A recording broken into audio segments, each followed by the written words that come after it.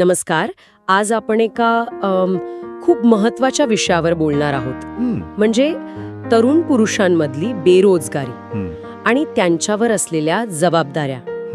आपल्याकडे काही साहित्य आहे त्यावर आधारित ही चर्चा असेल. हो, आणि या साहित्यातून ना फक्त बेरोजगारीचे आकडे नाहीत तर त्यामागच्या भावना पण समोर येतात. कोणत्या भावना? म्हणजे काय त्रास होतो नक्की? मुख्यतः निराशा. म्हणजे काहीतरी कमी आहे आपल्यात असं वाटणं, हतबलता येते कधी कधी. हे सगळं त्यात मांडलंय. नोकरी नसणं हे केवळ आर्थिक नाही तर ते मानसिकदृष्ट्या खूप खच्ची करणारं असू शकतं. अच्छा, म्हणजे ही लढाई फक्त नोकरी शोधण्याची नाही तर स्वतःला सांभाळण्याची पण आहे, नाही का? म्हणजे आत्मविश्वास टिकवून ठेवणं हे खूप अवघड होत असणार. अगदी. कारण स्रोतांमध्ये असं दिसतं की स्वतःच्या क्षमतेवरचा विश्वास कमी होतो आणि मग परिस्थिती अजूनच बिघडते असं वाटायला लागतं. आणि त्यात भर पडते ती जबाबदाऱ्यांची. बरोबर. म्हणजे कुटुंब चालवायचं आहे, कोणाचं कर्ज असेल तर ते फेडायचं आहे, आर्थिक स्वातंत्र्य हवंय, उत्पन्न थांबलं की ह्या सगळ्या गोष्टी एकदम काय म्हणतात त्याला प्रेशर म्हणून समोर येतात. आणि ह्या साहित्यातून हे स्पष्ट दिसतं की यामुळे ताण वाढतो, चिंता येते, कधी कधी डिप्रेशनमध्ये पण जाऊ शकतात तरुण. बापरे. हा दबाव फक्त मानसिक नाहीये तर मग म्हणजे व्यक्ती म्हणून जी वाढ होते, डेव्हलपमेंट, त्यावर पण परिणाम होतो असेल. नक्कीच.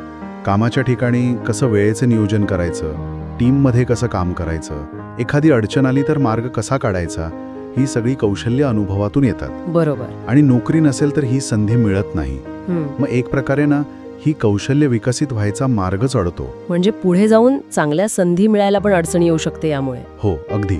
हा एक लॉंग टर्म इफेक्ट आहे. अनुभवामुळे जी कौशल्य यायला हवीत ती नसली की नंतर चांगली नोकरी मिळवणं अजून कठीण होतं.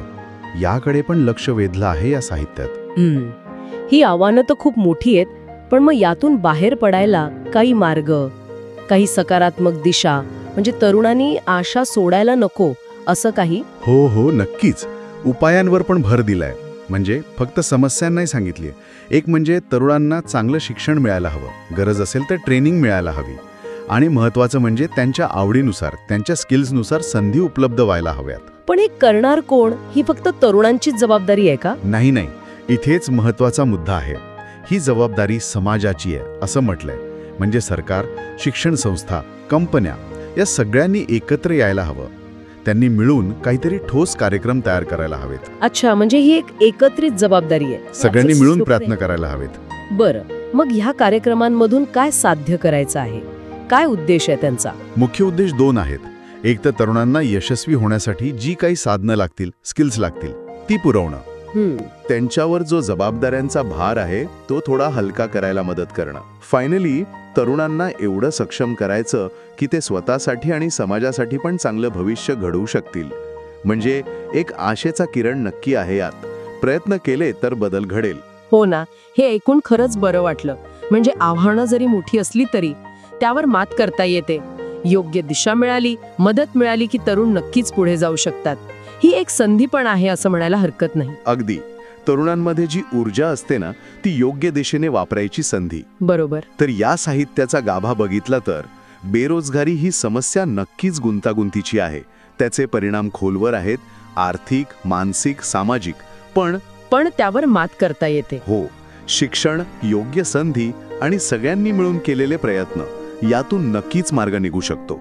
हार मानण्याची गरज नाहीये. ही आणि वेगवेगळ्या पातळ्यांवर परिणाम करणारी समस्या आहे, पण त्यावर उपाय आहेत. आणि सगळ्यात महत्त्वाचं म्हणजे तरुणांमध्ये ती क्षमता आहे, फक्त त्यांना योग्य वेळी योग्य संधी आणि आधाराची गरज आहे.